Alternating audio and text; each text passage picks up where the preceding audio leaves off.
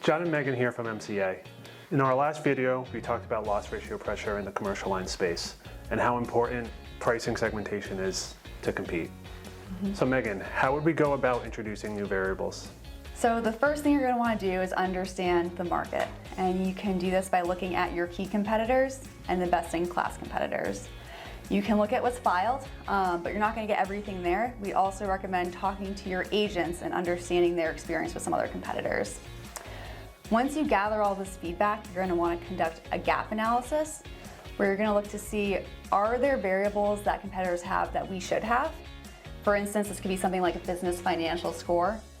Or are there variables that we currently have that could benefit from additional segmentation? So this might be something like construction year. Rather than grouping it into decades, you can actually have a curve where each year has its own rating factor. Once you've completed this gap analysis, John, how would you go about figuring out what your next steps are? Yeah, so it's very important to prioritize where you go from there, right? When you finish the gap analysis, oftentimes it can be pretty overwhelming.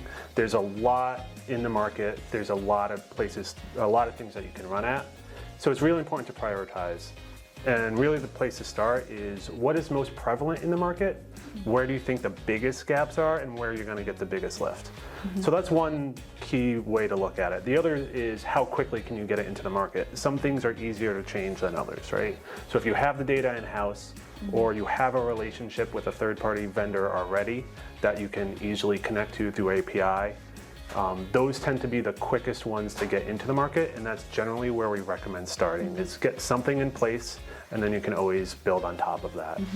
So obviously pricing segmentation is critically important to compete in commercial lines, but there's other things too, like straight-through processing, and these are the things we're going to talk about in the next few videos.